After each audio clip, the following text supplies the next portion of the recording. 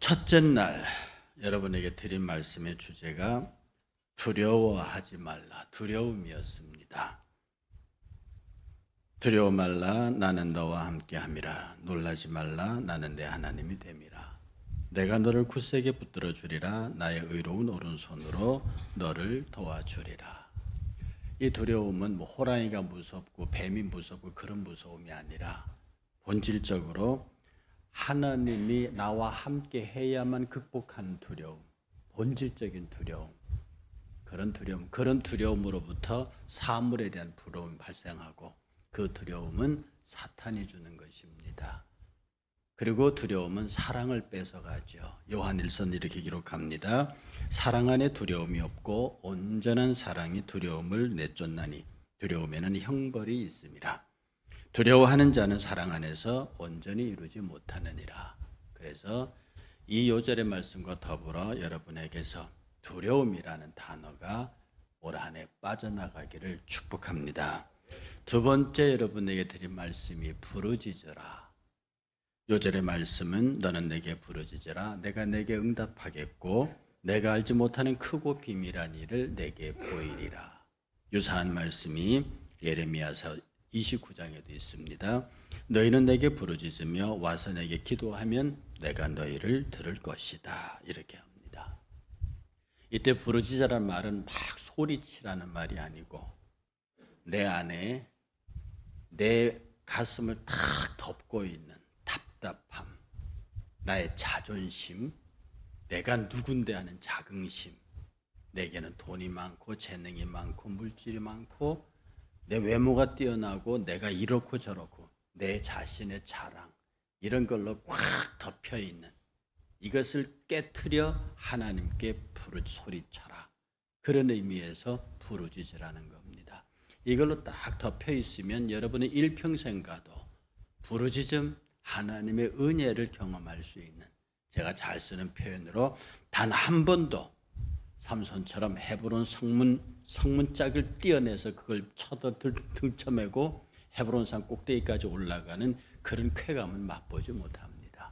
덮여 있으면 사람의 자존심, 자긍심, 돈, 명예 이런 걸로 덮이기도 하지만 반대로 스스로 자기를 낮추는 그 쓸데없이 낮추는 그걸 뭐라고 그러죠? 자괴심, 자기를 스스로 천하게 여기고 이렇게 만드는 이런 것들도 덮여 있으면 우리 자아는 꼭 우리 영을 짓눌러서 우리에게 신앙의 기쁨을 주지 못합니다.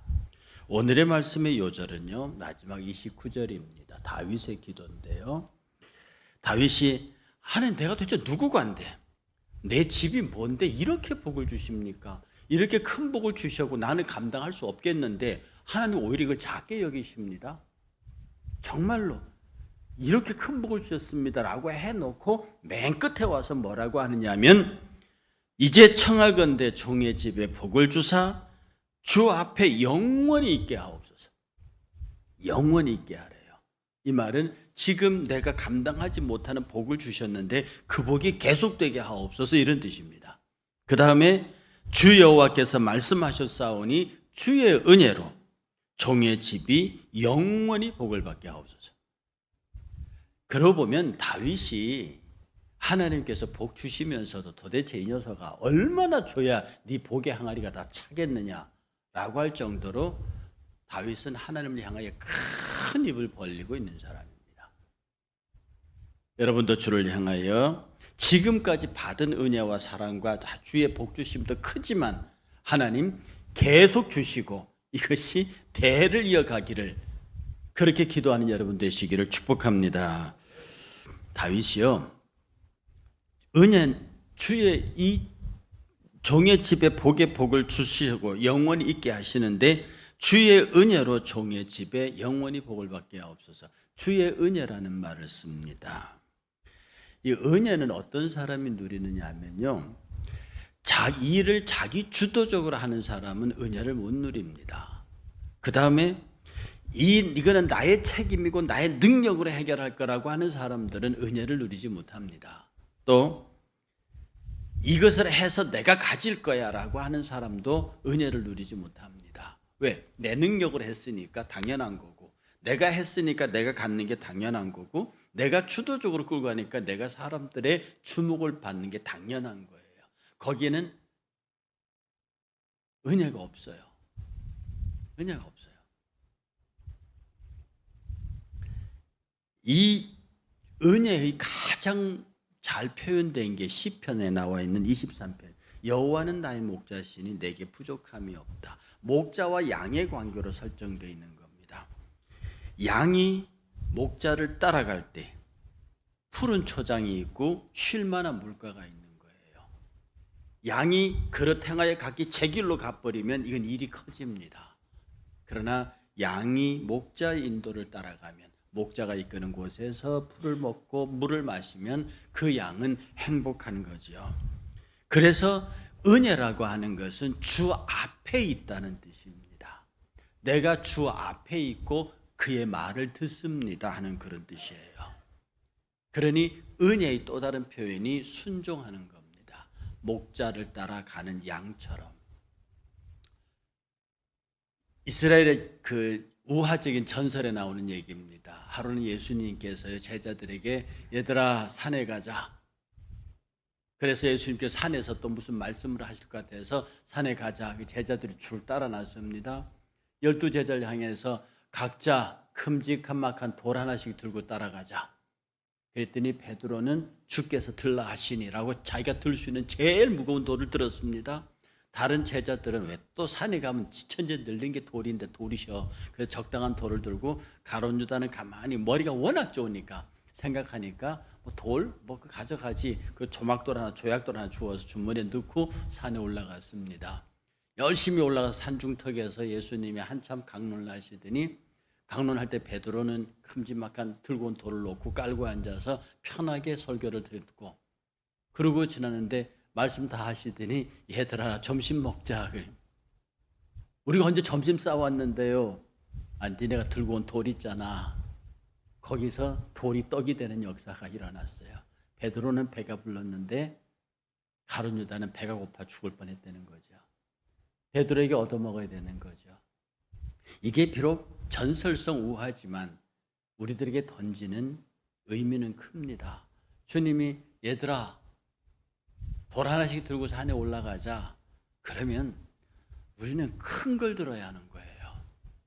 그의 말씀이 그러니까 내 머리 굴려서 적당한 거 가져서 적당하게 일을 주님 앞에 눈가림하려고 생각하지 말고, 가려니까 그렇게 가지요 라고 가장 크고 내 힘에 겨울 정도로 그것을 감당하겠다고 하는 이런 것들이 순종에서 나타나는 은혜입니다. 그 은혜의 것은 반드시 그 순종의 무게만큼 하나님의 은혜가 복으로 나타난다고 하는 사실이에요. 그 다음에요, 이 주의 은혜는 주의 말씀에 대한 신뢰에서 나타납니다. 얼마나 그의 말을 믿고 따르느냐. 역대하 20장 20절은요, 너희는 너희 하나님 여호와를 신뢰하라. 그리하면 견고히 서리라. 그 선지자의 말을 신뢰하라. 그리하면 형통하리라. 이 역대하가 이스라엘의 역사에서 나타나는 하나님의 이야기를 하는데요. 이 말씀이 뭐냐면 너희는 너희 하나님 여호와를 신뢰하라. 그리하면 견고하고 그 선지자를 신뢰하라. 그리하면 형통한다. 여호와 하나님을 신뢰하면 견고하게 서게 되고, 여호와 하나님의 선지자 그의 종의 말을 듣게 되면 너희가 형통한다. 굳게 서고 형통한다. 여호와의 말씀을 전하는 종. 이게 하나님 앞에서 이 여호와와 여호와의 종의 공통점이 뭐냐면 말씀을 전하는, 말씀이란 뜻입니다. 하나님은 말씀하시고 종은 그 말씀을 전하고. 제가 학교에 있을 때 가장 싫어했던 게 뭐냐면 이 목사님들이 목사의 어떤 신권과 영권을 내세워서 막 횡포를 부리는 거였어요. 굉장히 부정적이었고요. 지금도 그 부정적인 데는 이의가 없습니다. 그런데 요새 현장에 나와서 성경을 읽고 반복하고 긴 시간을 내 방에서 말씀들을 정리해 보면서 느끼는 게 뭐냐 하면, 목사들이 공연히 이것이 횡포로 발전한 게 아니다. 제가 그 말씀 드렸잖아요. 사기꾼들이 가장 많이 쓰는 이게 진짜입니다. 바람둥이들이 가장 많이 쓰는 말이 나는 당신을 사랑합니다. 그런데 진짜 사랑하는 사람들이 사랑한다는 말을 해요. 사도 요한처럼 사랑한다는 말을 많이 한 사람이 있습니까? 그는 진짜 사랑의 사도입니다. 예수님처럼 진실로 진실한 말을 많이 한 사람이 있습니까? 예수의 말이 진실로 옳습니다. 그게 내려오다 보니까 가짜들이 생긴 거예요. 바리새인들의 원조는 대단했지만 그 바리새인 후손들이 엉망이었다는 거란 말이지.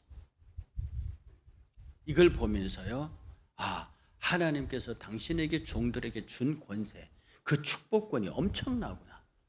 이것을 잘못 사용하면 비난받는 종이 되지만 이것을 주의 거룩한 이름으로 그 축복의 권세를 행하게 되면 그 말씀을 따르는 성도들이 형통할 수 있구나. 거기에 놀라운 발견을 하게 됩니다. 여러분, 우리가 얼마나 자기 자신을 낮추어야 하냐면요, 순종은 낮추면 낮출수록 은혜가 커져요. 낮추면 낮출수록 하나님의 사랑의 역사는 더 커집니다.